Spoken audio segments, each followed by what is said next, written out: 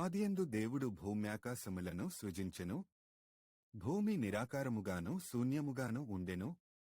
చీకటి అగాధ జలము పైన కమ్మియుండెను. దేవుని ఆత్మ జలములపైన అల్లాడుచుండెను. దేవుడు వెలుగు కమ్మని పలుకగా వెలుగు కలిగెను. వెలుగు మంచిదైనట్టు దేవుడు చూచెను. దేవుడు వెలుగును చీకటిని వేరుపరచెను. దేవుడు వెలుగునకు పగలనియు చీకటికి రాత్రి అనియు పేరు పెట్టెను. అస్తమయమును ఉదయమును కలుగగా ఒక దినమాయెను. మరియు దేవుడు జలముల మధ్య నొక విశాలము కలిగి ఆ జలములను ఈ జలములను వేరుపరచును గాకని పలికెను. దేవుడు ఆ విశాలము చేసి విశాలము క్రింది జలములను విశాలము మీది జలములను వేరుపరపగా ఆ ప్రకారమాయెను. దేవుడు ఆ విశాలమునకు ఆకాశమని పేరు పెట్టెను. అస్తమయమును ఉదయమును కలుగగా రెండవ దినమాయెను. దేవుడాకాశము క్రిందనున్న జలములొకచోటనే కూర్చబడి ఆరిన నేల కనబడును గాకని పలుకగా ఆ ప్రకారమాయెను. దేవుడు ఆరిన నేలకు భూమి అని పేరు పెట్టెను. జలరాశికి ఆయన సముద్రములని పేరు పెట్టెను. అది మంచిదని దేవుడు చూచెను. దేవుడు గడ్డిని విత్తనములిచ్చు చెట్లను భూమిమీద తమ తమ జాతి ప్రకారము తమలో విత్తనములుగల ఫలమిచ్చు ఫలవృక్షములను భూమి మొలిపించుగాకని పలుకగా ఆ ప్రకారమాయెను. భూమి గడ్డిని తమ తమ జాతి ప్రకారము విత్తనములిచ్చు చెట్లను తమ తమ జాతి ప్రకారము తమలో విత్తనములుగల ఫలవృక్షములను మొలిపింపగా అది మంచిదని దేవుడు చూచెను. అస్తమయమును ఉదయమును కలుగగా మూడవ దినమాయెను. దేవుడు పగటిని రాత్రిని వేర్పరచినట్లు ఆకాశ విశాలమందు జ్యోతులు కలుగును గాకనియు అవి సూచనలను కాలములను దిన సంవత్సరములను సూచించుటకై యుండుగాకనియు భూమిమీద వెలుగిచ్చుటకు అవి ఆకాశ విశాలమందు జ్యోతులై యుండుగాకనియు పలికెను. ఆ ప్రకారమాయెను.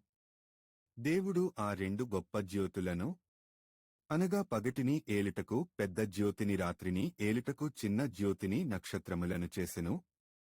భూమిమీద వెలుగిచ్చుటకును పగటిని రాత్రిని ఏలుటకును వెలుగును చీకటిని వేరుపరచుటకును దేవుడు ఆకాశ విశాలమందు వాటినుంచెను. అది మంచిదని దేవుడు చూచెను. అస్తమయమును ఉదయమును కలుగగా నాలుగవ దినమాయెను. దేవుడు జీవము కలిగి చలించు వాటిని జలములు సమృద్ధిగా పుట్టించును గాకనియ పక్షులు భూమిపైని ఆకాశ విశాలములో ఎగురును గాకనియు పలికెను. దేవుడు జలములలో వాటి వాటి జాతి ప్రకారము జలములు సమృద్ధిగా పుట్టించిన మహామత్స్యములను జీవము కలిగి చలించు వాటినన్నిటినీ దాని దాని జాతి ప్రకారము రెక్కలుగల ప్రతి పక్షిని సృజించెను. అది మంచిదని దేవుడు చూచెను. దేవుడు మీరు ఫలించి అభివృద్ధి పొంది సముద్ర జలములలో నిండియుండుడనియు పక్షులు భూమిమీద విస్తరించును గాకనియు వాటిని ఆశీర్వదించెను. అస్తమయమును ఉదయమును కలుగగా ఐదవ దినమాయెను. దేవుడు వాటి వాటి జాతి ప్రకారము జీవముగల వాటిని అనగా వాటి వాటి జాతి ప్రకారము పశువులను పురుగులను అడవి జంతువులను భూమి పుట్టించుగాకని పలికెను. ఆ ప్రకారమాయెను. దేవుడు ఆయా జాతుల ప్రకారము అడవి జంతువులను ఆయా జాతుల ప్రకారము పశువులను ఆయా జాతుల ప్రకారము నేలను ప్రాకు ప్రతి పురుగును చేసెను. అది మంచిదని దేవుడు చూచెను. దేవుడు మన స్వరూపమందు మన పోలిక చొప్పున నరులను చేయుదము. వారి సముద్రపు చేపలను ఆకాశ పక్షులను పశువులను సమస్త భూమిని భూమిమీద ప్రాకు ప్రతి జంతువును ఏలుదురుగాకనియు పలికెను. దేవుడు తన స్వరూపమందు నరుని సృజించెను. దేవుని స్వరూపమందు వాని సృజించెను. స్త్రీనిగాను పురుషునిగాను వారిని సృజించెను. దేవుడు వారిని ఆశీర్వదించెను. ఎట్లనగా మీరు ఫలించి అభివృద్ధి పొంది విస్తరించి భూమిని నిండించి దానిని లోపరుచుకొనుడి. సముద్రపు చేపలను ఆకాశ పక్షులను భూమిమీద ప్రాకు ప్రతి జీవిని ఏలుడని దేవుడు వారితో చెప్పెను. దేవుడు ఇదిగో భూమిమీదనున్న విత్తనములిచ్చు ప్రతి చెట్టును విత్తనములిచ్చు వృక్షఫలముగల ప్రతి వృక్షమును మీకిచ్చియున్నాను. అవి మీకాహారమగును.